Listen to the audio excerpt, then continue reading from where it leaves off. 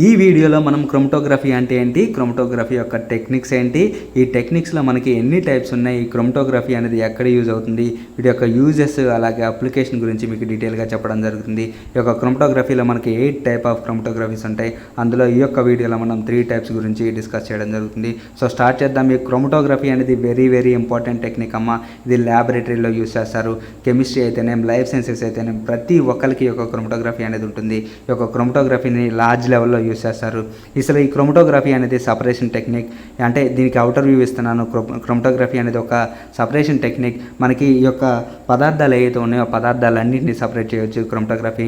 మనకి పదార్థాలని 3 రకాలు ఉన్నాయి. ఒకటేంటి, ఘన పదార్థాలు, 2 వాయు పదార్థాలు, 3 ద్రవ పదార్థాలు. So solid state, liquid state, air స్టేట్లో ఉన్న ప్రతి ఒక్క పదార్థాలని మనం క్లియర్గా సపరేట్ చేయడానికి ఈ యొక్క క్రోమటోగ్రఫీ అనేది యూజ్ చేస్తాం. కానీ ఈ యొక్క క్రోమటోగ్రఫీలో 8 టైప్స్ ఉన్నాయి కదా. ఈ యొక్క 8 టైప్స్లో ఒక్కొక్క టైప్లో ఒక్కొక్క మెటీరియల్ అనేది సపరేట్ చేయడం జరుగుతుంది. సో మిక్చర్గా ఉన్న ఏ అయితే కాంపోనెంట్స్ ఉన్నాయో వాటన్నిటిని మనం ఇక్కడ సపరేట్ చేయడం జరుగుతుంది. సో వాటిని మనం క్రోమటోగ్రఫీ టెక్నిక్స్గా మనం చెప్పడం జరుగుతుంది. ఈ యొక్క క్రోమటోగ్రఫీలో మనం వాటికి కలర్స్ అనేవి ఇస్తాం. సో తద్వారా మనం వాటిని ఈజీగా మనం గుర్తుపట్టడానికి ఉంటుందన్నమాట. సో స్టార్ట్ చేద్దాం. క్రోమటోగ్రఫీ అంటే ఏంటో. ఈ క్రోమటోగ్రఫీ అనేది ఒక వర్డ్ అమ్మ. ఈ యొక్క వర్డ్ అనేది ఏంటంటే గ్రీక్ వర్డ్. సో క్రోమటోగ్రఫీ అనేది ఒక గ్రీక్ వర్డ్. దీన్ని 2 టైప్గా డివైడ్ చేశారు. ఒకటి క్రోమా, 2 గ్రఫియన్. సో క్రోమా అంటే కలర్, గ్రఫియన్ అంటే టు రైట్ అనమాట. కలర్ టు రైట్ టోటల్గా మీనింగ్. సో క్రోమటోగ్రఫీ అనేది ఒక గ్రీక్ వర్డ్. దీన్ని క్రోమా మరియు గ్రఫియన్ అనే 2 వర్డ్స్గా డివైడ్ చేశారు. ఈ రెండింటిని కలిపితే మనం క్రోమటోగ్రఫీ అంటాం. సో ఇక్కడ కలర్ టు రైట్ అంటే కలర్ని చూసి మనం ఆ యొక్క మెటీరియల్ ఏంటో మనం ఈజీగా ఐడెంటిఫై చేయొచ్చు అనమాట. Is the collective term for a set of laboratory technique. ఇది కలెక్టివ్ టర్మ్ అంట. అంటే కలెక్షన్ ఆఫ్ మెటీరియల్స్ ఏదైతే ఉన్నాయో వాటన్నిటి మనం ఈ యొక్క అంటే టర్మ్ ఏదైతే ఉందో, అంటే వర్డ్ ఏదైతే ఉందో, ఈ యొక్క కలెక్షన్ ఆఫ్ శాంపిల్స్ అన్నిటిని మనం సపరేట్ చేయడానికి దీన్ని యూజ్ చేస్తాం. కాబట్టి collective term for a set of laboratory techniques. ఎక్కడ వాడతారంటే ల్యాబొరేటరీస్లో వీటిని క్రోమటోగ్రఫీని యూజ్ చేస్తారనమాట. So it is the laboratory technique for the separation of mixtures. ఏదైతే మిక్చర్స్ అంటే అన్నీ ఉంటాయమ్మా ఈ మిక్చర్లో. సో ఏవైనా ఉండొచ్చు, ఏ పదార్థాలైనా ఉండొచ్చు. ప్రతి ఒక్క పదార్థాన్ని ఇక్కడ మనం సపరేట్ చేయొచ్చు. సో అందులో మనకి డిఫరెంట్ క్రోమటోగ్రఫీస్ అనేవి మనకి ప్రజెంట్ అయి ఉన్నాయి. సో ఇప్పుడు మీకు క్రోమటోగ్రఫీ అంటే అర్థమైంది కదా. సో క్రోమటోగ్రఫీ అనేది ఒక సపరేషన్ టెక్నిక్. ఏవైతే మెటీరియల్స్ ఉన్నాయో అంటే మనకి కాంప్లెక్స్గా ఉన్న మెటీరియల్స్ అన్నిటిని మనం సపరేట్ చేయడానికి ఈ యొక్క క్రోమటోగ్రఫీ యూజ్ అవుతుంది. క్రోమటోగ్రఫీ అనేది ఒక గ్రీక్ వర్డ్. క్రోమా అంటే కలర్, గ్రఫియన్ అంటే టు రైట్. కలర్ని చూసి మనం రైట్ చేస్తాం. సో దాన్ని మనం ఇక్కడ క్రోమటోగ్రఫీ అనేసి అంటున్నాం అనమాట.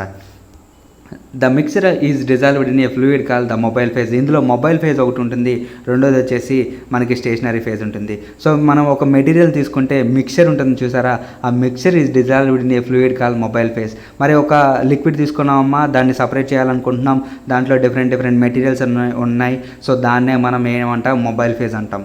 సో గుర్తుపెట్టుకోండి, స్టార్టింగ్ మెటీరియల్ ఏదైతే తీసుకుంటున్నామో దాన్ని మనం ఈజీగా మొబైల్ ఫేజ్ అని చెప్పుకోవచ్చు. సో మనం ఏదైతే మిక్చర్ని సపరేట్ చేయాలనుకుంటున్నామో, మన ఎయిమ్ ఏదైతే ఉందో, అంటే మనం ఇక్కడ ఫర్ ఎగ్జాంపుల్గా ఒక వేస్ట్ వాటర్ని తీసుకున్నాం. సో దీన్ని మనం సపరేట్ చేయాలనుకుంటున్నాం. సో కాబట్టి ఈ యొక్క వేస్ట్ వాటర్ ఏదైతే ఉందో దాన్ని మనం మొబైల్ ఫేజ్గా చెప్పుకోవచ్చు. సో అదనమాట. సో అలాగే ఈ యొక్క మొబైల్ ఫేజ్ ఇలా చెప్పుకున్నాం కదా. సపరేట్ చేసిన తర్వాత ఏదైతే ఉందో దాన్ని మనం స్టేషనరీ ఫేజ్ అంటాం. గుర్తుపెట్టుకోండి, మొబైల్ ఫేజ్ అంటే బిఫోర్, అలాగే స్టేషనరీ ఫేజ్ అంటే ఆఫ్టర్ అనమాట. సో చూద్దాం. The mixture is dissolved in A fluid call the mobile phase. ఆ మిక్చర్ అనేది ఫ్లూయిడ్లో ఉంది కాబట్టి, డిజాల్వ్ అయి ఉంది కాబట్టి దాన్నే మనం మొబైల్ ఫేజ్ అన్నాం. Which carries it through a structure holding another material call the stationary phase. మరి ఈ యొక్క మొబైల్ ఫేజ్లో ఉన్న ఏదైతే ఉందో మెటీరియల్ అనేది క్యారీ చేయబడుతుంది. ఎలాగా వాటి యొక్క స్ట్రక్చర్ అనేది క్యారీ చేయబడుతుంది, హోల్డ్ చేయబడి నెక్స్ట్కి ఫామ్ అవుతుంది కాబట్టి, అనదర్ మెటీరియల్ ఫామ్ అవుతుంది కాబట్టి దాన్నే మనం అలా ఫామ్ అయ్యేదాన్ని మనం స్టేషనరీ ఫేజ్ అన్నాం. గుర్తుపెట్టుకోండి, ఏదైతే మిక్సింగ్ మెటీరియల్స్ ఉన్నాయో వాటిని డిజాల్వ్ అయి ఉన్నాయో వాటిని మనం మొబైల్ ఫేజ్ అన్నాం. ఆ మొబైల్ ఫేజ్లో ఉన్న మిక్సింగ్ మెటీరియల్ అనేది నెక్స్ట్కి ఫామ్ అయ్యి అంటే మూవ్ అవుతున్నాయి, క్యారీ అవుతున్నాయి. సో దాన్నే మనం స్టేషనరీ ఫేజ్ అన్నాం. The various constitutions of the mixture travel at different speeds. మరి యొక్క ఏదైతే వేరియస్ కాన్స్టిట్యూషన్స్ అంటే ఈ యొక్క మిక్చర్లో చాలా కాన్స్టిట్యూషన్స్ అనేవి ఉన్నాయి. అంటే కాన్స్టిట్యూషన్స్ అంటే ఏంటంటే ఆ పార్టికల్స్ ఏదైతే అంటే మిక్చర్లో చాలా ఉన్నాయి. సో వాటిల్లో ఏమున్నాయో మనకు తెలియదు. సో డిఫరెంట్ మెటీరియల్స్ అనేవి మనం కలపొచ్చు. ఫర్ ఎగ్జాంపుల్ వాటర్లో మనం మట్టి వేసాం, అలాగే కొన్ని ఇంగ్రీడియంట్స్ ఏవైతే ఉన్నాయో గ్రెయిన్స్ అటువంటివి వేసామనుకోండి ఎగ్జాంపుల్గా. సో వీటిలో ఈ మిక్స్ అయిన అన్నిటిని మనం మిక్చర్ అన్నాం. కానీ దాంట్లో డిఫరెంట్ పార్టికల్స్ అనేవి ఉన్నాయి. కాబట్టి ఈ యొక్క వేరియస్ కాన్స్టిట్యూషన్స్ అనేవి ఏం చేస్తాయంటే mixture travel at different speeds. మరి ఒక్కొక్క మెటీరియల్ ఒక్కొక్క స్పీడ్లో వెళ్తుంది. సో ఎయిర్ అనేది ఫాస్ట్గా వెళ్తుంది, కానీ కొంచెం సాలిడ్గా ఉన్నాయి కొంచెం లేట్గా వెళ్తాయి, ఇంకా లిక్విడ్ అనేది కొంచెం స్లోగా వెళ్తుంది. సో ఈ విధంగా ఒక్కొక్క పదార్థానికి ఒక్కొక్క మూవింగ్ అనేది ఉంటుంది. కాబట్టి వీటిలో మిక్సింగ్ అయిన కాన్స్టిట్యూయెంట్స్ ఏదైతే ఉన్నాయో, వాటిలో మిక్చర్లో ఉన్న మెటీరియల్స్ ఏదైతే ఉన్నాయో అవి ఏం చేస్తాయంట, డిఫరెంట్ స్పీడ్స్తో ట్రావెల్ అవుతాయంట. So causing them to separate. So మరి ఇలా ఉండడం ద్వారా మనకి ఈ యొక్క సపరేషన్ అనేది చేయడం అనేది ఈజీగా ఉంటుంది. సో ఒకటి ఫాస్ట్గా వెళ్తుంది, ఒకటి స్లోగా వెళ్తుంది, మిగతాది ఇంకా స్లోగా వెళ్తుంది. సో ఇక వెళ్ళే విధానాన్ని బట్టి మనం ఆ మిక్చర్ ఏంటి అనేది కూడా మనం ఇక్కడ గుర్తుపట్టడానికి, సపరేట్ చేయడానికి అవకాశం ఉంది. So the separation is based on differential partitioning between the mobile and stationary phases. So the separation అనేది దేని మీద బేస్ అయి ఉంటుందంట, పార్షనింగ్. సో పార్షనింగ్ అంటే ఇక్కడ ఏంటంటే ఈ యొక్క ఏదైతే అంటే దాంట్లో ఉంటుందో ఆ పార్టికల్ యొక్క స్టేట్ ఏదైతే ఉందో దాన్ని బట్టి ఈ యొక్క మొబైల్ ఫేజ్, స్టేషనరీ ఫేజ్ అనేది మనం ఈజీగా గుర్తుపట్టవచ్చు. So separation is based on దాంట్లో ఉన్న పార్టికల్స్ ఏవైతే ఉన్నాయో వాటన్నిటిని బట్టి ఈ యొక్క మొబైల్ ఫేజ్ అలాగే స్టేషనరీ ఫేజ్ 2 ఫేజెస్ అనేవి మనం డివైడ్ జరుగుతుంది. సో మొబైల్ ఫేజ్ అంటే ముందుగా ఉన్న స్టేజ్, అలాగే స్టేషనరీ ఫేజ్ అంటే ఆఫ్టర్ ఫేజ్ అనమాట. గుర్తుపెట్టుకోండి. ఈ యొక్క హిస్టరీ చూద్దాం. క్రోమటోగ్రఫీ అనేది లిటరల్లీ కలర్ రైటింగ్ అన్నాం. సో కలర్ని చూసి మనం రైట్ చేస్తాం కాబట్టి, అంటే ఆ కలర్ని బట్టి ఈ యొక్క మెటీరియల్ ఏంటి అనేది మనం గుర్తుపడతాం కాబట్టి దీన్ని కలర్ రైటింగ్ అన్నాం. Was first employed by Russian scientist. So ఈ యొక్క క్రోమటోగ్రఫీని ఎవరు ఎంప్లాయ్ చేశారు అంటే రష్యన్ సైంటిస్ట్ అని ఆయన ఎంప్లాయ్ చేశారు, మికల్ ట్వెట్. ఈ యొక్క మికల్ ట్వెట్ అని ఆయన 1900లో దీన్ని డిస్కవర్ చేయడం జరిగింది. సో ఈ continue to work the chromatography. So ఈయన కంటిన్యూస్గా ఈ యొక్క క్రోమటోగ్రఫీ మీద వర్క్ చేసి in the first decade for the 20th century. ఈ యొక్క 1900లో నుంచి ఈ యొక్క స్టార్ట్ చేస్తే ఈ కంటిన్యూ టు క్రోమటోగ్రఫీని అనేది మనం యూజ్ చేసి 20th centuryకి ఆయన డికేట్ చేశారనమాట. అంటే అందరికీ డికేట్ చేశారు. So primarily for the separation of plant pigments. Plant pigments ఏవైతే ఉన్నాయో ఫైనల్గా వాటిని సపరేట్ చేయడానికి బాగా ఈ యొక్క క్రోమటోగ్రఫీ అనేది యూజ్ అవుతుందని ఇక్కడ చెప్పడం జరిగింది. సో ఈ యొక్క పిగ్మెంట్స్ ఏవి ఉన్నాయంటే కలర్ పిగ్మెంట్స్, క్లోరోఫిల్ అనేది కలర్ పిగ్మెంట్, అలాగే కెరోటిన్ అనేది కూడా అదే, నెక్స్ట్ గ్జాంథోఫిల్స్, వీటన్నిటిని సపరేట్ చేయొచ్చు అనమాట. సో ప్లాంట్ మెటీరియల్ ఏదైతే ఉన్నాయో, ప్లాంట్ మెటీరియల్లో ఉన్న పిగ్మెంట్స్ ఏవైతే ఉన్నాయో క్లోరోఫిల్, కెరోటిన్స్, అలాగే గ్జాంథోఫిల్స్, వీటన్నిటిని మనం సపరేట్ చేయడానికి ఒక క్రోమటోగ్రఫీ అనేది మనం యూజ్ చేయొచ్చు అనమాట. Since these components have different colours. So కాబట్టి వీటికి డిఫరెంట్ కలర్స్ ఉన్నాయి. So green, orange and yellow respectively they gave the technique its name. So ఈ యొక్క కలర్ని బట్టి ఈ యొక్క టెక్నిక్కి మనం ఒక నేమ్ అనేది ఇవ్వచ్చు అనమాట. సో ఈ యొక్క మెటీరియల్ మనం సపరేట్ చేస్తాం, ఒక్కొక్కటి ఒక్కొక్క కలర్ ఉంది. సో ఆ కలర్ని బట్టి మనం ఇక్కడ క్రోమటోగ్రఫీ చేసి వాటిని ఈ మెటీరియల్ ఏది క్లోరోఫిల్, ఇది ఏమో కెరోటిన్, ఇదేమో గ్జాంథోఫిల్ అనేది మనం ఈజీగా గుర్తుపట్టడానికి మనకి ఛాన్సెస్ అనేవి ఉన్నాయన్నమాట. సో ఏంటంటే ఈ యొక్క మిక్చర్లో ఉన్న మెటీరియల్స్ ఏదైతే ఉన్నాయో వాటన్నిటిని సపరేట్ చేసి వాటిని మనం ఈజీగా గుర్తుపట్టడానికి ఈ యొక్క క్రోమటోగ్రఫీ అనేది యూజ్ అవుతుంది. మరి క్రోమటోగ్రఫీ అనేది ఏ ప్రిన్సిపల్స్ మీద బేస్ అయి ఉందంటే chromatography usually consist of mobile phase and stationary phases. ఇది చెప్పాను కదా. ఈ క్రోమటోగ్రఫీ అనేది రెండు పార్ట్స్గా ఉన్నాయి. ఒకటి ఏమో మొబైల్ ఫేజ్, రెండోది వచ్చేసి స్టేషనరీ ఫేజ్. మొబైల్ ఫేజ్ అంటే ముందుగా ఉన్నది, స్టేషనరీ ఫేజ్ అంటే అది జరిగిన తర్వాత ఏర్పడింది ఏదైతే ఉందో దాన్ని స్టేషనరీ ఫేజ్ అనేసి అన్నాం. The mobile phase refers to the mixture of substances to be separated, dissolved in a liquid or gas. So mobile phase అనేది ఏం రిఫర్ చేస్తుందంటే మిక్చర్ ఆఫ్ సబ్స్టెన్సెస్, అంటే సబ్స్టెన్సెస్ దాంట్లో ఏమైతే మిక్స్ ఉన్నాయో to be separate, dissolved in a liquid or gas. మరి అవి ఎలా ఉన్నాయి, డిజాల్వ్ ఏ విధంగా అయినాయి, ఆ మిక్చర్లో గ్యాస్ స్టేట్లో ఉందా లేదా లిక్విడ్ స్టేట్లో ఉందా అనేది ఇక్కడ మొబైల్ ఫేజ్లో మనం తెలుసుకోవచ్చు. అంటే ఒక మిక్చర్ ఉంటే ఆ మిక్చర్లో మనకి అది గ్యాస్లో ఉందా లేదా లిక్విడ్లో ఉందా, ఏ విధంగా మిక్చర్స్ అనేవి డిజాల్వ్ అయినాయో ఇక్కడ మొబైల్ ఫేజ్లో మనం తెలుసుకోవచ్చు. The stationary phase is a porous solid matrix through which the sample contained in the mobile phase percolates. మరి స్టేషనరీ ఫేజ్లో ఏం చేస్తారు, పోరస్ సాలిడ్ మ్యాట్రిక్స్ అంటే పోరస్ అంటే రంధ్రాలు కలిగిన సాలిడ్ మ్యాట్రిక్స్ అనేది ఇక్కడ ఉంటుందంట స్టేషనరీ ఫేజ్లో, through which the samples contained. So ఆ రంధ్రాలు కలిగిన ఏదైతే శాంపిల్ ఉందో దాని ద్వారా ఈ యొక్క శాంపిల్ని మనం ముందుకు పంపించడం ద్వారా contained in the mobile phase percolates. ఇక్కడ మొబైల్ ఫేజ్లో ఉన్న ఏ అయితే అంటే పర్కోలేట్స్ అంటే ఉన్నాయి కదా పార్టికల్స్, వాటన్నిటిని మనం గుర్తించవచ్చు అనమాట. అంటే ఇక్కడ స్టేషనరీ ఫేజ్లో మనకి మొబైల్ ఫేజ్లో ఏ స్టేట్లో ఉందో మనం తెలుసుకుంటే ఆ స్టేట్ని బట్టి స్టేషనరీ ఫేజ్ అనేది ఇక్కడ యూజ్ చేస్తాం. ఈ యొక్క యూజ్ చేయడంలో మనం పోరస్ సాలిడ్ మ్యాట్రిక్స్ అనేది యూజ్ చేస్తాం. సో ఈ యొక్క పోరస్ సాలిడ్ మ్యాట్రిక్స్ ద్వారా ఈ యొక్క శాంపిల్ అనేది ముందుకు వెళ్తుంది. సో మొబైల్ ఫేజ్ అనేది ఏదైతే ఉందో మొబైల్ ఫేజ్లో ఏదైతే ఉన్నాయో ఆ యొక్క పార్కోలేట్స్ అనేవి యొక్క మొబైల్ ఫేజ్లో ఉన్న పార్కోలేట్స్ అనేవి స్టేషనరీ ఫేజ్లోకి మూవ్ అవుతాయి అనమాట. The interaction between the mobile phase and the stationary phase results in the separation of the compound from the mixture. So ఈ యొక్క ఇంటరాక్షన్స్ ఏవైతే ఉన్నాయో మొబైల్ ఫేజ్కి అలాగే స్టేషనరీ ఫేజ్కి ఈ రెండింటి మధ్య జరిగిన ఏవైతే ఉన్నాయో ఫైనల్ రిజల్ట్ ఏంటంటే in the separation of the compound from the mixture. So compound ఏదైతే ఉందో మిక్చర్లో ఉన్న కాంపౌండ్ ఏదైతే ఉన్నాయో వాటన్నిటిని మనం సపరేట్ చేయడమే ఫైనల్ ఎయిమ్ అనమాట. సో ఇక్కడ ప్రిన్సిపల్స్లో మనకి 2 మెథడ్స్ ఉన్నాయి. ఒకటి 2 పేజెస్ ఉన్నాయి. ఒకటేమో మొబైల్ ఫేజ్, రెండోదేమో స్టేషనరీ ఫేజ్. మొబైల్ ఫేజ్లో మరి ఆ మిక్చర్ అనేది గ్యాస్ స్టేజ్లో ఉందా లిక్విడ్ స్టేజ్లో ఉందా అనేది మనం గుర్తించడం జరుగుతుంది. వీటి ద్వారా మనకి స్టేషనరీ ఫేజ్కి పంపించడం ద్వారా అక్కడ పోరస్ సాలిడ్ మెటీరియల్ అనేది ఉంది. దాని ద్వారా మిక్సర్ అనేది లోపలికి వెళ్ళి ఈ యొక్క శాంపిల్ అనేది మనం గుర్తించడం జరుగుతుంది. సో వాటినే మనం ఇక్కడ స్టేషనరీ ఫేజ్ అంటాం. ఈ రెండు చేయడం ద్వారా మనకి ఏమవుతుందంటే స్టేషనరీ ఫేజ్ అలాగే మొబైల్ ఫేజ్ చేయడం ద్వారా మనకి ఈ యొక్క కాంపౌండ్ని ఈ మిక్సర్ ఏదైతే ఉందో దాన్ని సపరేట్ చేయడం జరుగుతుంది అనమాట. ఇది యొక్క chromatography principle. Application of chromatography మరి ఎక్కడ యూస్ చేస్తాం, అప్లికేషన్స్ ఎక్కడ ఏ విధంగా ఈ యొక్క క్రోమటోగ్రఫీని యూస్ చేస్తామంటే the chromatographic technique is used for the separation of amino acids, proteins, carbohydrates. ఇక్కడ అమైనో యాసిడ్స్ని, ప్రోటీన్స్ని, కార్బోహైడ్రేట్స్ని సపరేట్ చేయొచ్చు అంట. గుర్తుపెట్టుకోండి, మనకి ఇవే ఎక్కువగా ఇంపార్టెంట్. సో అమైనో యాసిడ్స్ని అలాగే ప్రోటీన్స్ని అలాగే కార్బోహైడ్రేట్స్ని సపరేట్ చేయడానికి ఈ యొక్క క్రోమటోగ్రఫీ అనేది మనకి యూజ్ అవుతుంది. సో అలాగే it is used for the analysis of drugs, hormones, vitamins. So అలాగే ఇది మనకి అనాలిసిస్ చేయొచ్చు అంట. డ్రగ్స్ని, హార్మోన్స్ని, విటమిన్స్ని సపరేట్ చేయొచ్చు. అలాగే వాటిని అనాలిసిస్ చేయడానికి ఒక క్రోమటోగ్రఫీ అనేది మనకి యూజ్ అవుతుంది. Helpful for the qualitative and quantitative analysis of complex mixtures. ఇక్కడ క్వాలిటేటివ్ అంటే వాటి యొక్క క్యారెక్టర్స్ని మనకి తెలియజేస్తుంది. క్వాంటిటేటివ్ అంటే ఎంత ప్రజెంట్ ఉందో క్వాంటిటేటివ్ అనేది మనకి తెలియజేస్తుంది అనమాట. సో కాంప్లెక్స్ మిక్చర్లో ఎంత ఉంది అని మనం ఇక్కడ అనాలిసిస్ చేసుకోవడానికి ఈ యొక్క క్రోమటోగ్రఫీ అనేది యూజ్ అవుతుంది.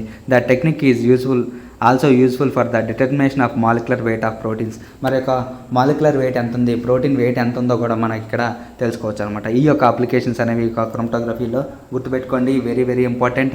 ఈ యొక్క క్రోమటోగ్రఫీ చేయడం ద్వారా మనం ఏమేం చేయొచ్చు అంటే ఈ యొక్క అమైనో యాసిడ్స్, ప్రోటీన్స్ని, కార్బోహైడ్రేట్స్ని మనం ఈజీగా ఈ యొక్క టెక్నిక్ ఉపయోగించి సపరేట్ చేయొచ్చు. అలాగే ఈ యొక్క టెక్నిక్ ఉపయోగించి డ్రగ్స్ని, హార్మోన్స్ని, విటమిన్స్ని మనం ఈజీగా అనాలిసిస్ చేయొచ్చు. అలాగే క్వాలిటేటివ్ అంటే ఈ యొక్క లక్షణాలు, క్వాలిటేటివ్ అంటే కలరు, వాటిని క్వాలిటేటివ్ అంటారు. సో క్వాంటిటేటివ్ అంటే ఎంత మొత్తం ప్రజెంట్ అయిందో దాన్ని అనాలిసిస్ దాన్ని క్వాంటిటేటివ్ అనాలిసిస్ అంటాం. ఈ యొక్క కాంప్లెక్స్ మిక్చర్లో ఎంత ప్రజెంట్ అయిందో మనం ఇక్కడ తెలుసుకోవడానికి ఒక క్రోమటోగ్రఫీ అనేది యూజ్ అవుతుంది. The technique is useful for the determination of the molecular weight of proteins. ఈ యొక్క మాలిక్యులర్ వెయిట్ ఎంత ఉందో ప్రోటీన్స్ కూడా మనం ఇక్కడ ఈ యొక్క టెక్నిక్ ఉపయోగించి క్రోమటోగ్రఫీ టెక్నిక్ను ఉపయోగించి తెలుసుకోవచ్చు అనమాట. సో ఇది యొక్క క్రోమటోగ్రఫీ యొక్క అప్లికేషన్స్. సో మీకు ఈ యొక్క కాన్సెప్ట్ మీకు అర్థమైందని అనుకుంటున్నాను. క్రోమటోగ్రఫీ అంటే చెప్పాను, అలాగే క్రోమటోగ్రఫీ ఎందుకు ఉపయోగపడుతుందో చెప్పాను, అలాగే క్రోమటోగ్రఫీ అనేది ఎక్కడ అప్లికేషన్ చేస్తాం అనేది చెప్పాను. గుర్తుపెట్టుకోండి.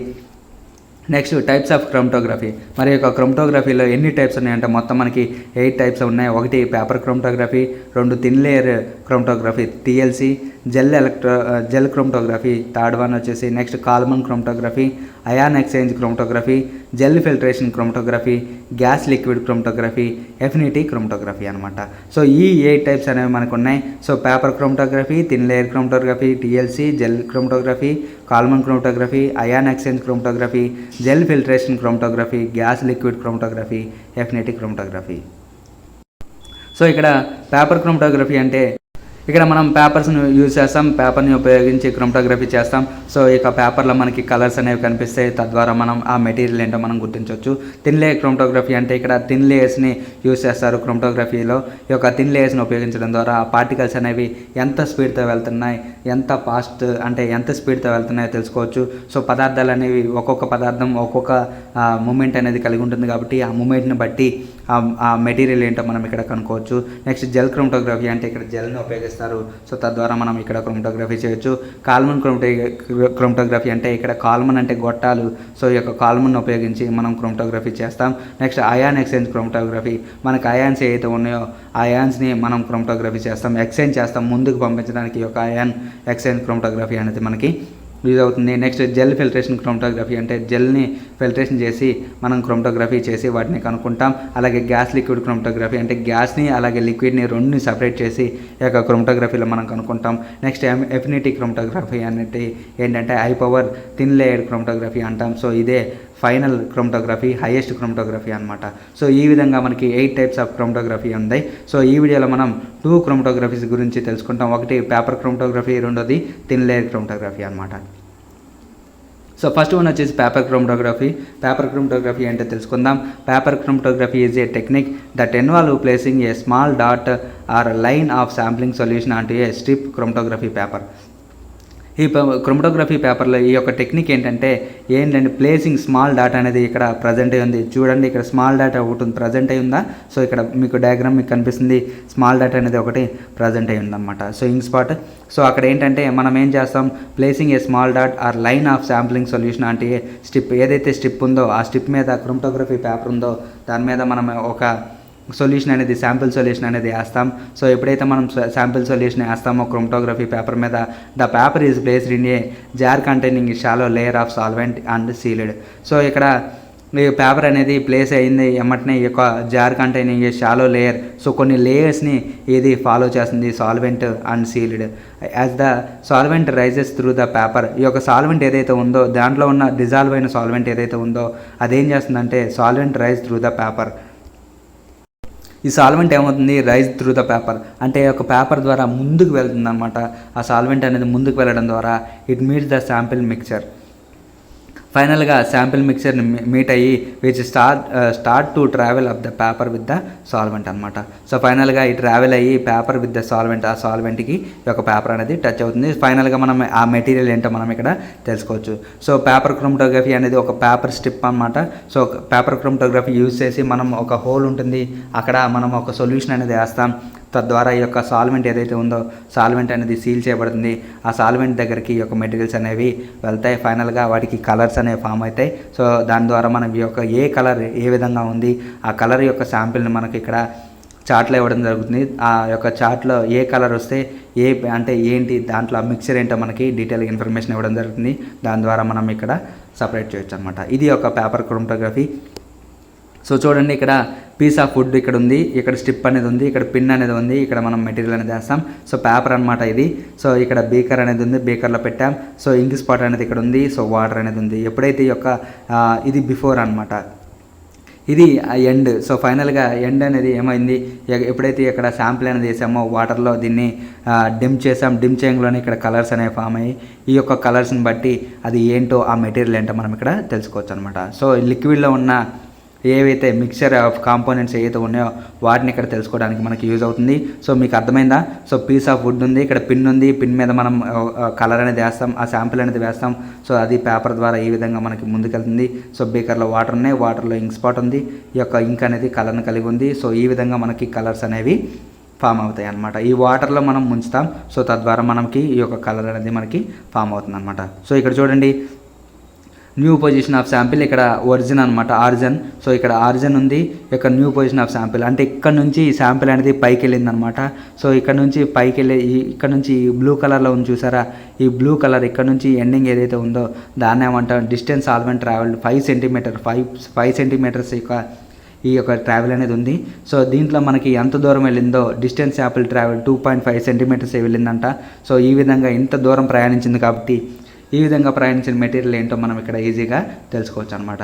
సో ఈ యొక్క క్రోమటోగ్రఫీ చేయడం ద్వారా, పేపర్ క్రోమటోగ్రఫీ చేయడం ద్వారా ఈ యొక్క లిక్విడ్ మ్యాటర్లో ఉన్న ఏదైతే మిక్చర్స్ ఏదైతే ఉన్నాయో అవి ట్రావెల్ చేసే డిస్టెన్స్ని బట్టి, అవి ఇచ్చే కలర్ని బట్టి మనం ఈ యొక్క శాంపిల్ ఏంటో మనం డీటెయిల్గా మనం తెలుసుకోవచ్చు అనమాట.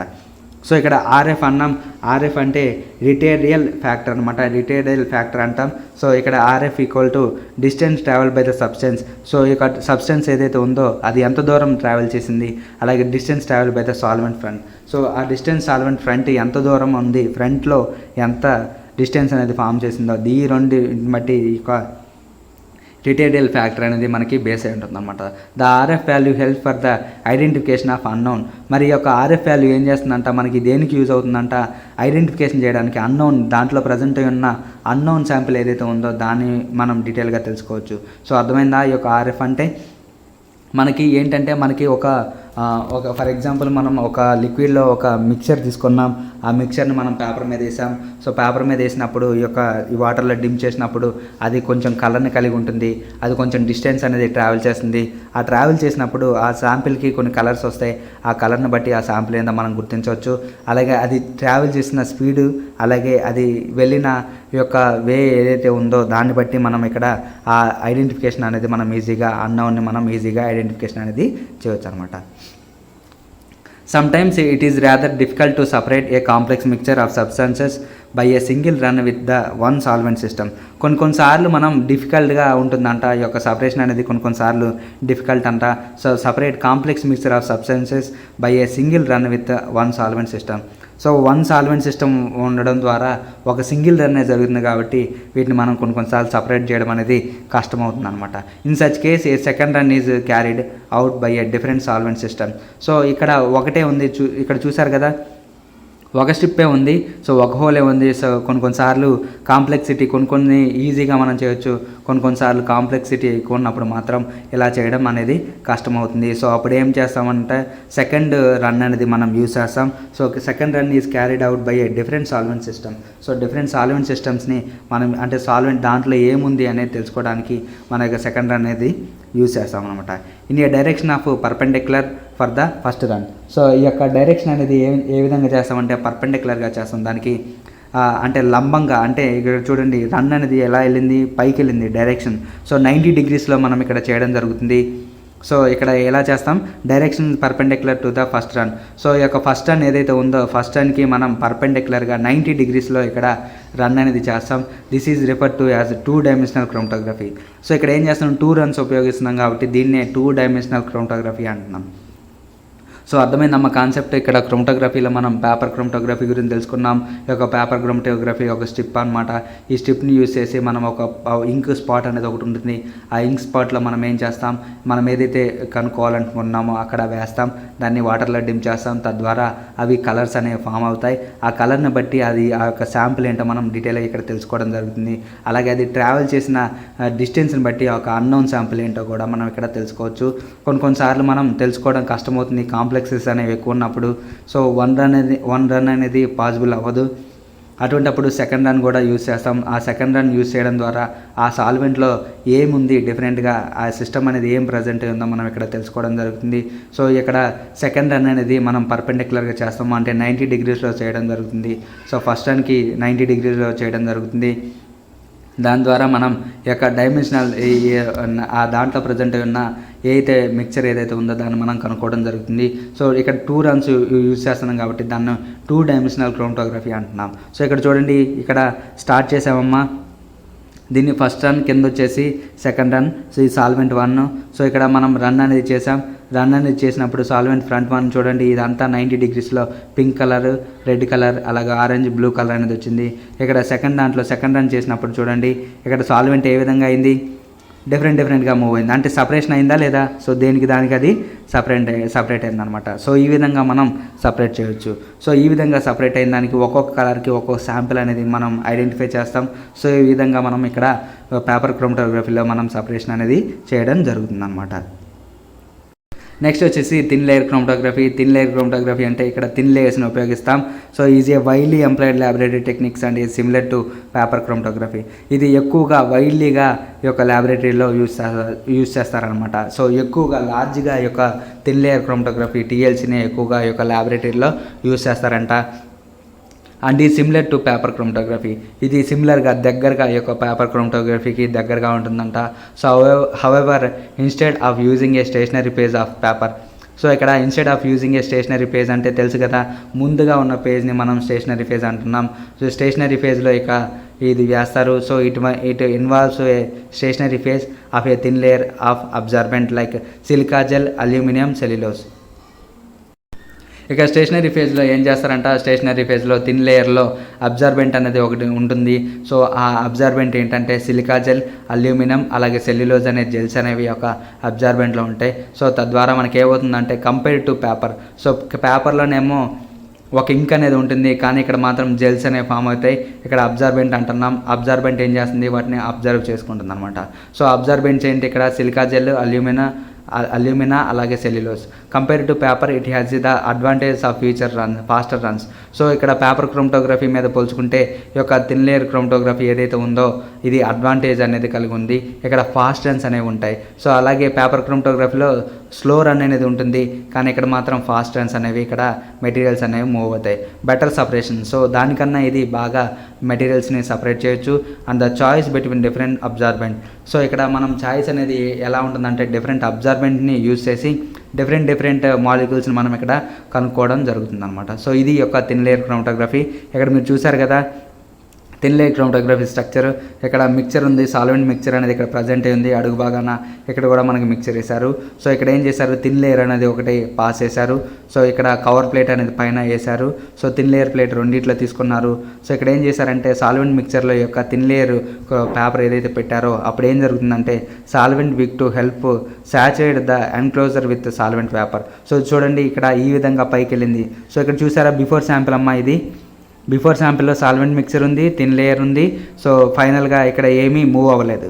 సో ఎప్పుడైతే మనకి ఇక్కడ థిన్ లేయర్ ప్లేట్ ఇది స్టార్ట్ చేశారో సో ఇదేమో స్టేషనరీ ఫేజ్గా చెప్పుకోవచ్చు, ఇదేమో మొబైల్ ఫేజ్గా ఇది మొబైల్ ఫేజ్గా చెప్పుకోవచ్చు, ఇదేమో స్టేషనరీ ఫేజ్గా మనం చెప్పుకోవచ్చు అనమాట. సో ఇప్పుడు ఎప్పుడైతే ఇక్కడ మిక్చర్ అనేది వెళ్ళిందో ఇక్కడ థిన్ లేయర్ ప్రజెంట్ చేసామో ఇది వేపర్ అంటే తెలుసు కదా, ఆవిరిగా ముందుకు వెళ్తుంది. సాల్వెంట్ అనేది గ్రీన్ కలర్లో పైకి వెళ్ళింది చూసారా. సో ఇక్కడ ఈ విధంగా గ్రీన్ కలర్లో పైకి వెళ్ళింది అనమాట. సో ఈ విధంగా మనం ఇక్కడ సపరేట్ చేసాం. మిక్చర్లో ఉన్న మెటీరియల్స్ని మనం ఇక్కడ సపరేట్ చేయడం జరిగింది. అలాగే ఈ యొక్క వెళ్ళిన విధానాన్ని బట్టి ఆ మిక్చర్ ఏంటో మనం ఈజీగా తెలుసుకోవడం జరుగుతుంది అనమాట. సో ఇది ఈ యొక్క థిన్ లేయర్ క్రోమటోగ్రఫీ. ఈ వీడియోలో మనకి క్రోమటోగ్రఫీ అంటే ఏంటో తెలుసుకున్నాం. క్రోమటోగ్రఫీ అనేది ఒక సపరేషన్ టెక్నిక్.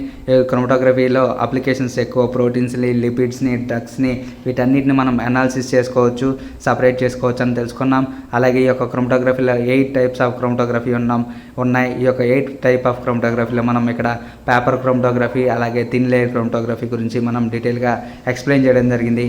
నెక్స్ట్ వీడియోలో మనం ఇంకా 3 టైప్స్ గురించి ఎక్స్ప్లెయిన్ చేయడం జరుగుతుంది. మొత్తం మనకి ఇక్కడ క్రోమటోగ్రఫీ మీద 3 వీడియోస్ అనేవి నేను చేయడం జరుగుతుంది. సో ఇక్కడ మనం 2 క్రోమటోగ్రఫీ గురించే తెలుసుకున్నాం. Next gel chromatography, column chromatography, ion exchange chromatography గురించి మీకు డీటెయిల్గా ఇన్ఫర్మేషన్ ఇవ్వడం జరుగుతుంది. ఆ తర్వాత థర్డ్ వీడియోలో gel filtration chromatography, gas liquid chromatography, affinity chromatography గురించి మీకు డీటెయిల్గా చెప్పడం జరుగుతుంది. సో ఈ వీడియో నచ్చితే మీరు లైక్ చేయండి, అలాగే షేర్ చేయండి, మీ ఫ్రెండ్స్కి సజెస్ట్ చేయండి. నా వీడియోస్ కనుక వరుసగా మీరు చూడాలనుకుంటే సబ్స్క్రైబ్ చేయండి. So thank you so much.